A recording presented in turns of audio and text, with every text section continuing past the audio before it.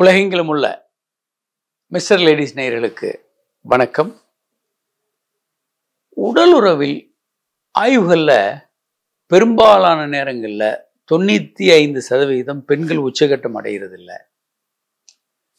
உடனடியாக விந்து வெளியேற்றி உறவு உடனடியாக முடிஞ்சிருது. இதை எப்படி தடுப்பது அப்படின்னா, ஒன்று முதல்ல இருந்தே பாலியல் கல்வி என்பது கொஞ்சம் அதை பற்றி, ஏன்னா நம்ம உலகத்தில் எல்லாத்தையும் பற்றி தெரிஞ்சுக்கிறோம், ராக்கெட் வர்றதை பற்றி தெரிஞ்சுக்கிறோம், பல்வேறு விஞ்ஞானத்தை தெரிஞ்சுக்கிறோம். ஆனால் நம்ம உடம்பில் இருக்கக்கூடிய உறுப்புகளை பற்றி, செயல்பாடுகள் பற்றி, பாலியல் பற்றிய ஒரு தேவையான அறிவு தெரிஞ்சால் போதும். மாதவிலக்கு எப்படி வருது, ஆண் பெண் அவங்களுடைய உருவங்களில் என்னென்ன மாற்றங்கள் வருது, எப்படி அந்த பாலியல் உணர்வுகளை கையாள்வது, இதெல்லாம் சொல்லித்தரணும். சரி, இதெல்லாம் கூட ஆரம்பத்தில் சொல்லித்தர நம்ம வீட்டில் எல்லாம் பயப்படுறாங்க. அட்லீஸ்ட் கல்யாணத்துக்கு முன்பாவது அவர்களுக்கு ஒரு பாலியல் கல்வி ரொம்ப ரொம்ப அவசியம். ஏன் அப்படின்னா, பை டிஃபால்ட் இயல்பான முறையில் ஒரு பெண் உச்சகட்டம் அடைய முடியாது. ஏன் அடைய முடியாது? மனித குலம் மட்டுமல்ல, விலங்கினங்கள் அனைத்துமே பெண் மிருகங்கள் உச்சகட்டம் அடைகிறதில்லை. கர்ப்பமாகுது, ஆனால் உச்சகட்டம் அடைகிறதில்லை. அதே மாதிரி கலவியில் ஈடுபடும் போது, செக்ஸில் ஈடுபடும் போது மனிதர்கள்லையும் ஆண் உச்சகட்டம் அடைகிறது இம்பார்ட்டண்ட். ஏன்னா விந்து வெளியேற்றி அப்போ தான் இனத்தை பெருக்க முடியும். ஆனால் பெண் இயல்பாக உச்சகட்டம் அடைகிறதுக்கான வாய்ப்புகள் அங்கே இல்லை. ஆனால் மிருகங்களுக்கு மனிதனுக்கு வித்தியாசம் இல்லையா? மனிதன் விஞ்ஞானத்தை கற்றுக்கொண்டு கையாண்டு மாற்றி அமைக்க முடியும். அப்போ நாம் கற்றுக்கொண்டு விஷயங்களை மாற்றி அமைத்து தான் அந்த உலகத்தையே இவ்வளவு தூரம் மாற்றியிருக்கோம். நம்ம சொந்த வாழ்க்கையில் திருமணம் பண்ணியிருக்கிறோம். திருமண வாழ்க்கையில் ஒரு சந்தோஷமான உறவுக்கு கற்றுக்கொள்ள வேண்டும். அப்போ ஒவ்வொருத்தரும் திருமணத்துக்கு முன்பு ஒரு ஆண் எப்படி செக்ஸை என்ஜாய் பண்ண முடியணும், எப்படி ஒரு பெண்ணை திருப்திப்படுத்தணுன்றதை கண்டிப்பாக தெரிந்து வைத்திருக்கணும். அதே மாதிரி ஒரு பெண்ணுக்கும் பெண் மொத்த சுமையை ஆண் மேலே போட முடியாது. அவங்களுக்கும் தெரிஞ்சிருக்கணும் தன்னுடைய தேவை என்ன, எப்படி தான் உச்சகட்டம் அடைய முடியும், இதெல்லாம் அவங்களுக்கு ஓரளவுக்கு நாலேஜ் இருக்கணும். திருமணமான பிறகு கணவனோட கலந்துரையாடி அவங்க அதை பெற முடியும். ஆனால் இதெல்லாம் நமக்கு கேட்குறதுக்கு கஷ்டமாக இருக்குது. நம்ம மக்கள் ரொம்ப இதெல்லாம் என்னையா, நல்ல மனிதர்கள் இப்படிலாம் பேசுவாங்களா, செக்ஸை போய் பொது வெளியில் போய் பேச முடியுமான்ற மாதிரி கூச்ச சுபாவம் நம்ம எல்லாருக்கும் இருக்குது. ஆனால் நம்ம முன்னோர்கள் அப்படி இல்லை. ஒரு 2000 வருடங்களுக்கு முன்பு இயற்றப்பட்ட திருக்குறள், நம்ம வழிகாட்டு நூல்ன்றோம், தமிழருடைய வழிகாட்டு நூல், அறம் பொருள் இன்பத்துப்பால் காமத்துப்பாலில் கிட்டத்தட்ட எல்லா விஷயங்களையும் அவங்க டீட்டெயில்டாக வள்ளுவர் சொல்லியிருக்காரு. அது தமிழ்நாட்டை மட்டும் இல்லை, அந்த சமயத்தில் இந்து மதம் அல்லது நம்ம முன்னோர்களுடைய மதத்தில் இது ஒரு பகுதியாக தான் இருந்தது. கடவுளை அடைவதற்கு அறம், பொருள், அப்புறம் காமம், அது மோட்சம், 4 படிகளாக தான் மதமே இருந்தது. மனு சாஸ்திரம், அப்புறம் அர்த்த சாஸ்திரா, இப்போ பொருளை ஈட்டுறது. 2வது பகுதி பொருள் ஈட்டுதல். 3வது காமசூத்ரா. காமசூத்ராவுக்கு ஏராளமான நூல்கள் இருக்குது. ரொம்ப பாப்புலரான நூல் வாத்சாயனார் எழுதிய காமசூத்ரா.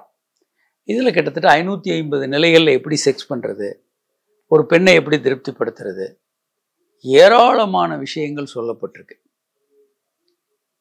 இது வடமொழியில் எழுதப்பட்ட ஒரு நூல்.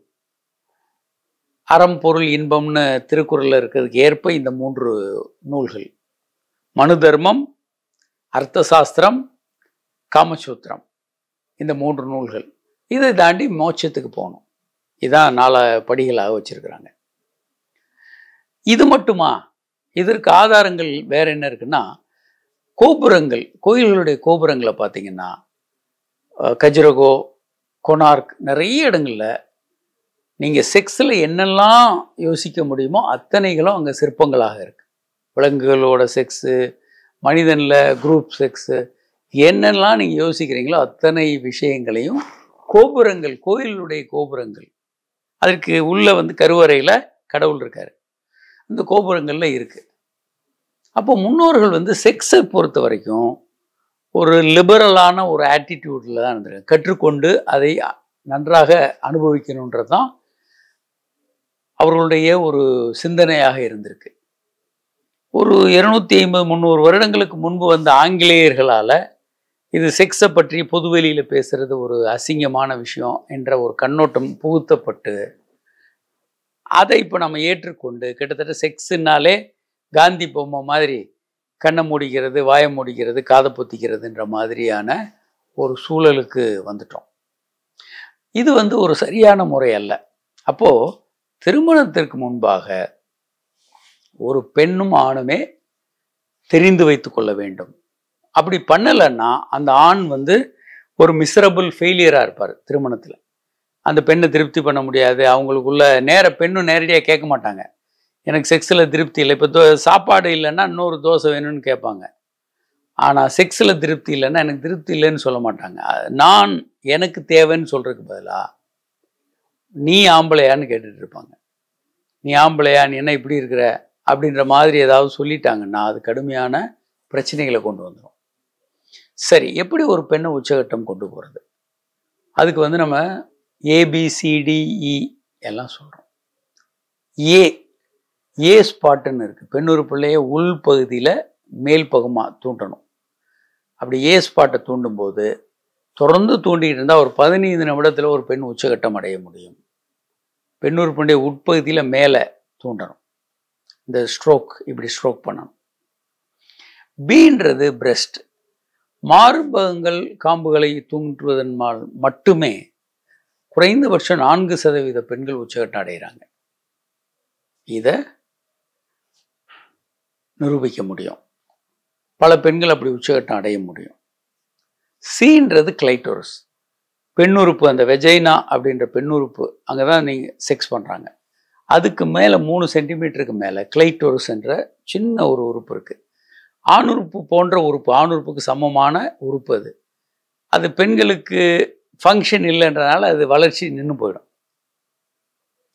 அதுதான் பெண்களுக்கு ஆணுறுப்புக்கு இணையான செக்ஸ் உறுப்பு. அதில் வந்து 8000 நரம்பு முடிச்சுகள் இருக்குது. அதை நீங்கள் தூண்டும்போது ஒரு பெண் ஒரு 10 நிமிஷத்தில் உச்சகட்டம் அடைய முடியும். அதுதான் ஒரு பெண்ணை உச்சகட்டம் அடைய வைக்கிறதுக்கு எளிமையான வழி. விரல்களை வச்சு தூண்டலாம், நாக்கு வச்சு தூண்டலாம். விரைப்புத்தன்மையே இல்லாட்டி நீங்கள் ஒரு பெண்ணை உச்சகட்டம் கொண்டு போகலாம்.